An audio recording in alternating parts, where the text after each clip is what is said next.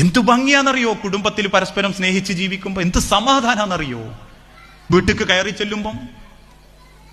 അവനാന്റെ വീട്ടിൽ കിട്ടുന്നതിനേക്കാളും സൗകര്യവും സുഖവും സന്തോഷവും ലോകത്ത് വേറെ എവിടെയും കിട്ടൂല. പക്ഷെ അതിനെന്ത് വേണം? നമ്മൾ തുറന്ന് സ്നേഹിക്കാൻ തയ്യാറാവണം.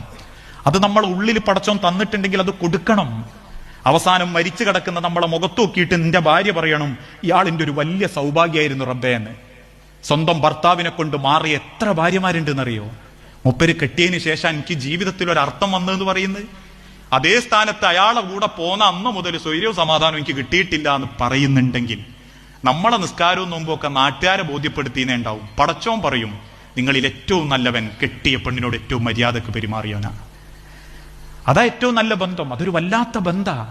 നമ്മളൊക്കെ ഇപ്പൊ പറയൂലേ, ഓളില്ലെങ്കിൽ നമുക്കിപ്പോ വേറെ കെട്ടാന്ന്. അങ്ങനെയല്ല, അങ്ങനെ ചിന്തിക്കുക പോലും നമ്മൾ ചിന്തിച്ചു നോക്കി. നമ്മൾ തിരിച്ചൊല്ലുമ്പോൾ മയ്യത്താ വീട്ടിന്റെ കൊലായിലുള്ളതെങ്കിൽ സഹിക്കാനാകുമോ?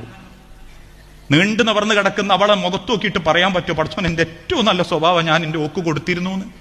അത് പറയാൻ പറ്റാത്ത എത്ര ആളുകൾ നെഞ്ചുറുകി ജീവിക്കുന്നുണ്ട് എന്നറിയോ? ഒക്കെ ഒരു സമയം കൊടുക്കാൻ എനിക്ക് കിട്ടിയില്ല, ഓളപ്പൊരു തമാശ പറയാൻ എനിക്ക് കിട്ടിയില്ല.